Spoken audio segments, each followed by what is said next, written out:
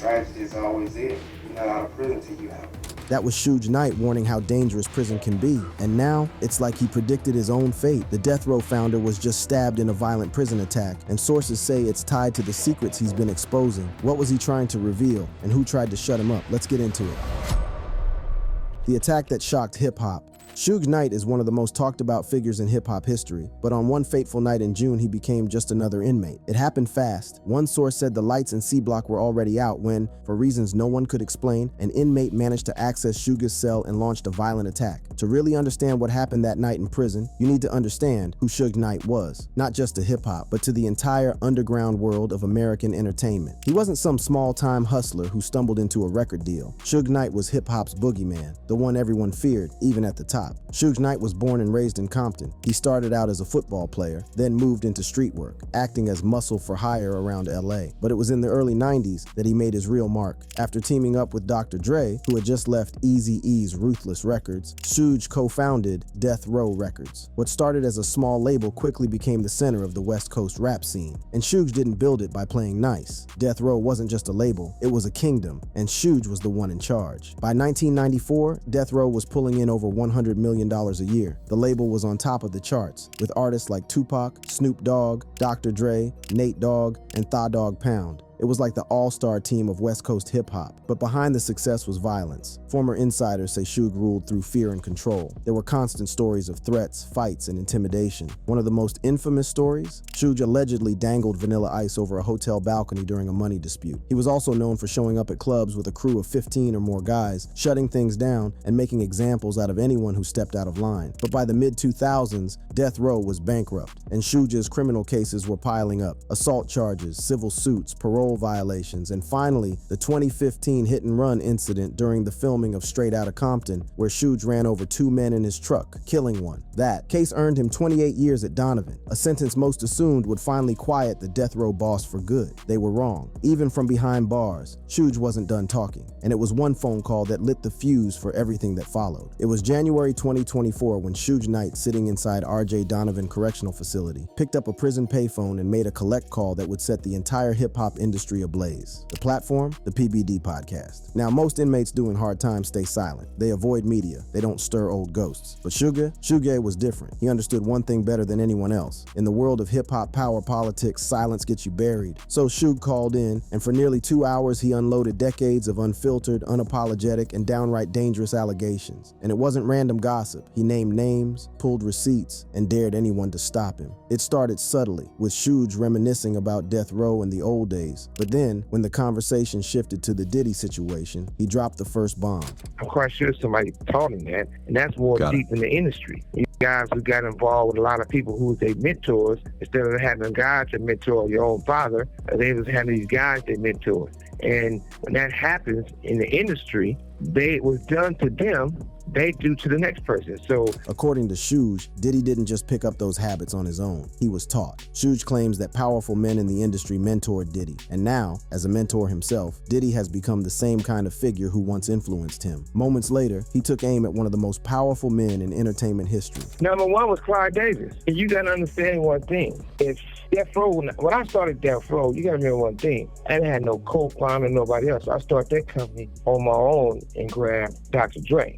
If you know anything about industry politics, you know the name Clyde Davis isn't mentioned lightly. One of the most powerful execs in American music, Clyde Davis has launched careers, buried scandals, and as Suge alluded, picked who lives and who gets sacrificed. And if you thought that was the end of Suge's suicidal honesty, think again. Less than an hour later, he doubled down, accusing hip-hop's elite of conspiring to silence anyone who refuses to play by their rules, or worse. According to Suge, even Diddy is in danger, not because of what he's done, but because of what he knows.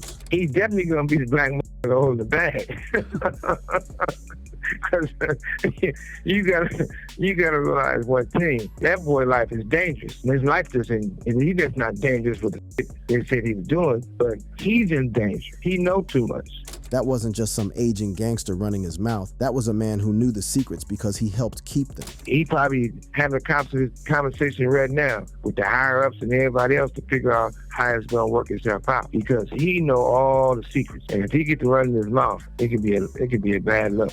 Suge was talking about Diddy, but what he didn't realize was that running his own mouth might land him in trouble too. And then it happened, and they did. It was just past 10:40 p.m. inside C Block Unit 5 at R.J. Donovan Correctional Facility, a medium security prison sitting on the outskirts of San Diego. The yard was locked down, lights were dimmed, the usual end-of-night shuffle, inmates securing contraband, guards running checks, cells shutting in sequence. But something was off. According to a leaked statement from an anonymous corrections officer quoted by Hip Hop Unfiltered, one cell door remained unlocked longer than usual. It belonged to inmate number D3095, Marion Hugh Suge Knight. That door shouldn't have been open more than 30 seconds. It stayed open for 2.5 minutes. That don't happen by accident. It was in that window that an unidentified inmate, face covered, gloved hands, slipped inside. Witnesses in adjacent cells later told Vlad TV, "We heard a thud, then two. Then you could tell somebody got hit bad, because all you heard was the breathing after. No yelling, just that sound you make when your ribs go." A second witness claimed Suge's lifeline, the prison phone, was conveniently shut down for maintenance on C Block within minutes of the assault, and then nothing. The attacker disappeared back into the dark. The cameras, supposedly operational, caught only static on that feed between 10:38 p.m. and 10:46 p.m. One correction source later admitted to Hip Hop DX, "They ain't want to make it public. That would have been bad for business, bad for the feds, bad for everybody." And just like that, the king of death row lay beaten in his cell, blood on the floor, ribs cracked, face cut, and the system moved fast. Within the hour, Suge was moved to the medical unit. 3 known death row affiliates in Donovan were transferred or placed in solitary. The C Block security log for that night was wiped. Phone calls to 2 external numbers were logged, then manually deleted by morning. An insider told Vlad TV, "Somebody pulled rank. That's why none of that hit the news cycle. They had 2 teams in place, one to hit, one to clean up, but the streets heard. By sunrise, messages shot through West Coast yards from Pelican Bay to Lancaster. The big homie got touched. Shit's about to change." By now, it's no secret Suge Knight made more enemies than friends in his rise to power. But what most don't realize is how long some of those grudges have lasted and who still holds them today. Diddy, Clyde Davis, Jimmy Iovine, former death row enforcers turned confidential informants. Each had reason to fear what Suge might still know and what he might be willing to say, especially after that PBD podcast call.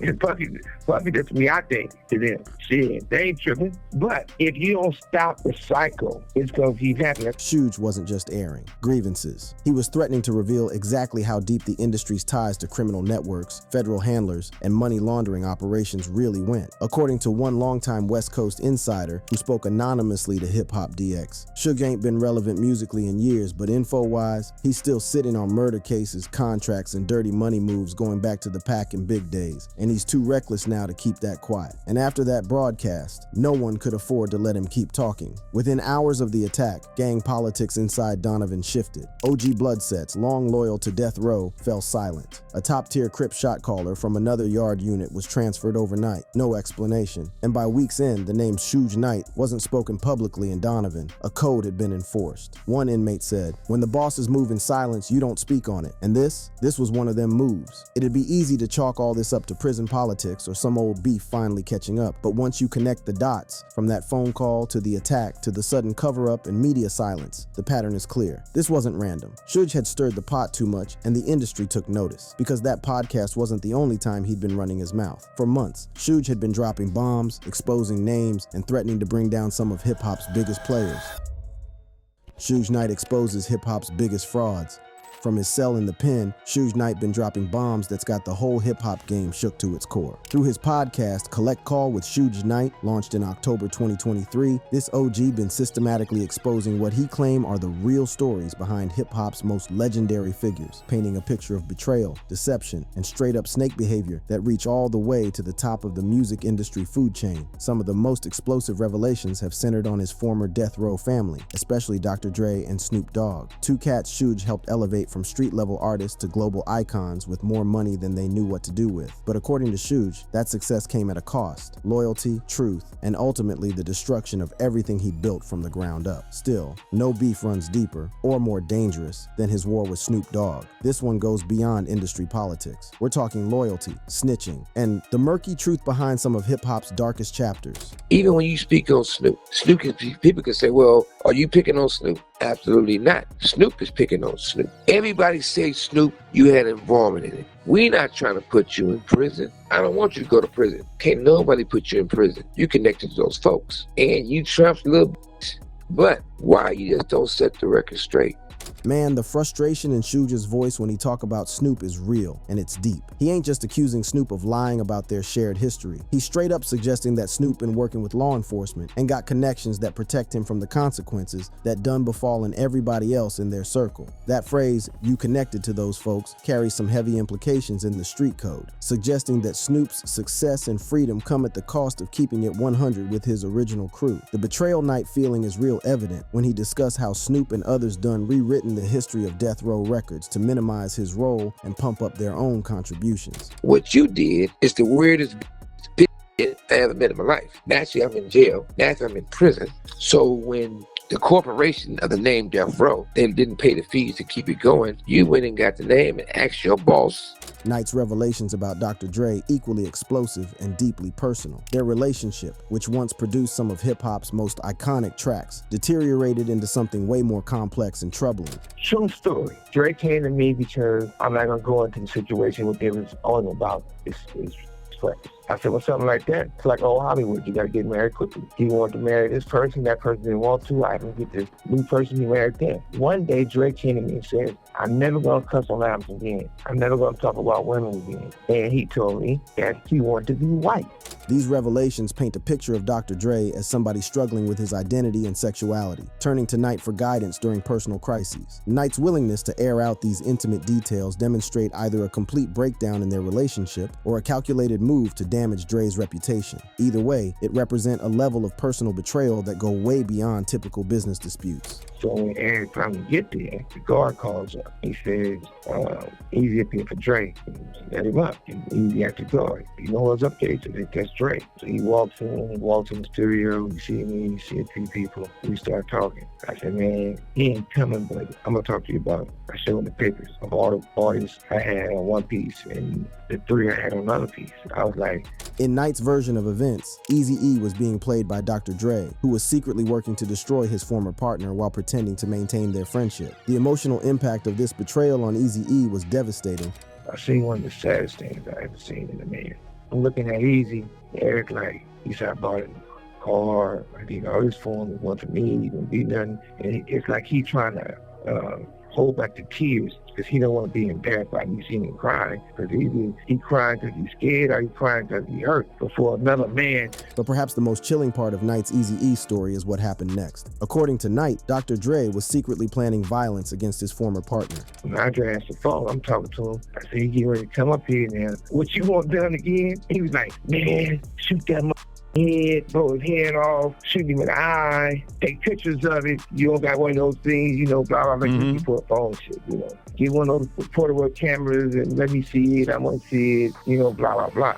Yo, this explosive allegation suggesting that Dr. Dre was actively planning to have Eazy-E murked, complete with photographic evidence. If this real, this revelation fundamentally changed our understanding of the relationships within NWA and the circumstances surrounding Eazy-E's eventual death from AIDS-related complications. The current state of hip-hop, according to Knight, reflect the triumph of these corrupted systems over the authentic street culture that he helped bring to mainstream success. Knight's ongoing disputes with figures like Wack 100 and Reggie Wright Jr. continue to surface through social media, showing that his beefs extend way beyond the major celebrities to include former associates and industry figures who he believed betrayed him or misrepresented their roles in Death Row's success. The impact of these accusations extend way beyond personal relationships. If even a fraction of Knight's claims is true, they suggest that some of hip-hop's most celebrated figures done built their careers on lies, betrayals, and compromises that fundamentally contradict the authentic image they cultivated. For fans and observers of hip-hop culture, Knight's podcasts represent either a necessary accounting of past wrongs or a destructive campaign by somebody whose time done passed. But for all the shots Suge has been firing, from Dre to Diddy, from Clive Davis to Snoop, there's one story that still makes people nervous to even whisper about. One truth that could still get him touched. And it ain't about royalties or record labels. It's about what really happened that night in Vegas, when Tupac was gunned down in Suge Knight's car.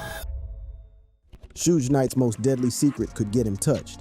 Of all the street wars, industry beefs, and explosive allegations that been swirling around Suge Knight throughout his reign in the game, ain't nothing carry more weight or potential deadly consequences than the persistent questions about his role in the death of Tupac Shakur. The official story is street legend by now. Tupac and Knight was leaving a Mike Tyson fight at the MGM Grand when they got hit up in a drive-by shooting. Pac died from his injuries 6 days later, while Knight survived with minor wounds. But Knight's own statements about that night, both past and present, contain contradictions and implications that done fueled decades of conspiracy theories and accusations that could still get him touched, either by the law or by people in the streets who want justice. You know how crushed my mother would have been if I would have died? I could have. So when you get people who was not there, didn't know us, and say, I grabbed Tupac and used a shield, or this happened, how do you know these details, whoever you are, if you was not there?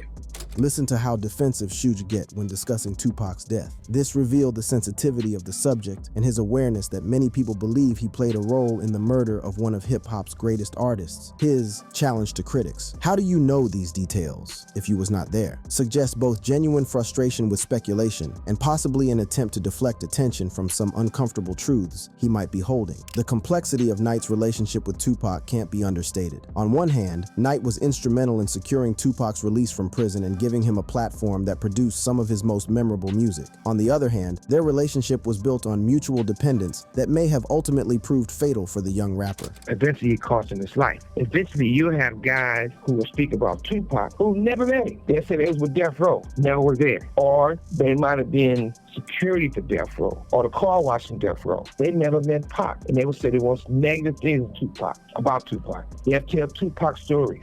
Knight's frustration with people who claim to have knowledge about Tupac without having actually known him personally reveal his protective feelings toward the rapper's memory. The events leading up to Tupac's death involved a confrontation at the MGM Grand that Knight himself initiated. Earlier that evening, Knight and Tupac had beaten Orlando Anderson, a suspected Crips member, in the casino lobby. This assault was captured on security cameras and is widely believed to have triggered the chain of events that led to the shooting later that night. What make Knight's position particularly precarious is the growing body of evidence and testimony suggesting that the shooting wasn't no random act of gang retaliation, but was instead orchestrated by individuals within Knight's own circle. Former LAPD detective Greg Kading's investigation presents a compelling case that involved complex motivations, including financial pressures and internal death row politics. The insurance angle is particularly damaging to Knight's claims of innocence. If Knight was facing financial difficulties and Tupac was becoming increasingly difficult to control, the rapper's death would have solved multiple problems while potentially generating significant insurance payouts. Knight's current financial situation add credibility to theories about money-motivated violence. His failed attempt in March 2025 to overturn his 28-year prison sentence was denied by a judge, and his ongoing legal troubles suggest that money always been a driving factor in his decision-making. But perhaps the most damaging evidence against Knight come from within his own organization. Keith D, a key witness in the Tupac murder case, provided detailed accounts of the events leading up to the shooting that paint Knight in an extremely unfavorable light. His insights into Knight's character and methods provide context for understanding the dangerous environment that surrounded Death Row Records. Well, you talked about an incident with Suge and Mob James' late brother, Buntree. Yeah. They got into a fight, I guess, at Bar 1? Yeah. In Hollywood? Yeah. Were you there? Yeah. What happened? I was on the other side of the room, but that boy Bruce Richardson beat their ass. You know what I'm saying? I guess he knew karate? Yeah. Bad. He beat their ass, beat both of their ass. Keith D's willingness to describe Knight losing fights and appearing vulnerable contradict the image of invincibility that Knight tried to maintain. More importantly, Keith D's detailed knowledge of Knight's activities and associations make his testimony about the Tupac murder particularly credible and dangerous for Knight. The timing of various revelations about Tupac's death consistently worked against Knight's interests. Each new piece of evidence or testimony seemed to point toward his involvement, either directly or through his negligence. The fact that he was the only person in the car who who survived the shooting, combined with his history of violence and financial problems, create a compelling circumstantial case against him. Knight's response to these accusations been to attack the credibility of his accusers while maintaining his innocence. You left Malik for dead. You left a security named Kenny for dead when he got shot in the back behind you. Because the fact that the real thing is so much money was paid out of my pocket and your participation. Knight's suggestion that Snoop Dogg got knowledge about Tupac's death that he ain't shared publicly add another layer of complexity to the story. His accusations about Snoop leaving security personnel for dead suggest a pattern of abandonment and betrayal that could extend to how Tupac was treated in his final moments. The Biggie Smalls connection add another dimension to the Tupac murder conspiracy. Theories suggest Knight was involved in Biggie's murder as revenge, though he was never charged. If Knight was responsible for both murders, it would represent one of the most devastating series of crimes in music history, eliminating two of hip-hop's most talented and influential artists. Well, one, I could know kill Biggie, I just don't know. But the thing about this, it was a real sad day, not just for Biggie, but for his family, but for the culture of hip-hop. I think that destroyed hip-hop with those two murders. Knight's emotional response to questions about Biggie's murder revealed the weight of these accusations on his psyche. His admission that he could know who killed Biggie but choose not to speculate suggests either genuine ignorance or a calculated decision to withhold information that could implicate himself or others. The ongoing investigations and renewed interest in both murders keep the pressure on Knight even from prison. New witnesses continue to come forward, and advances in forensic technology could potentially provide evidence that wasn't available during the original investigations. Knight's current situation make him particularly vulnerable to pressure from law enforcement. His 28-year sentence means he will likely spend the rest of his life in prison unless he can provide information that lead to plea agreements or sentence reductions. This create a powerful incentive for him to cooperate with authorities, but it also make him a target for anyone who fear what he might reveal. Yeah, man, tell your life, tell your story. It still will never be the same without Tupac and Biggie. And I'm gonna end it here because I knew Pac and Biggie loved each other. When I was in a hotel and Pac in a hotel and he talking to Biggie before Pac passed away, he wasn't mad at Biggie like, I hate this motherfucker. He was more hurt because he felt that Biggie had something to do with the shooting studio. The question of what Knight really know about Tupac's death and what he might be willing to reveal represent perhaps the most dangerous aspect of his current situation. If he was directly involved in the murder, admitting that involvement could provide closure for Tupac's family and fans, but would also likely result in additional criminal charges. If he was merely negligent or made poor decisions that contributed to Tupac's death, revealing those details could damage his reputation and legacy without providing legal benefits. So now the question isn't just what does Suge Knight know? The real question is, how much longer can he stay alive to tell it? Because in a world where careers were built on cover-ups and bodies dropped over silence, Suge's voice is still echoing from behind bars. Every phone call, every podcast, every name he drops is a reminder the game ain't clean. And whether he's telling the truth, stretching it, or playing some dangerous power move, one thing's clear. Suge Knight still has the power to shake the industry, and that power might just be the thing that gets him silenced for good. If you enjoyed watching this video, click on one of the boxes playing on your screen to watch more similar content.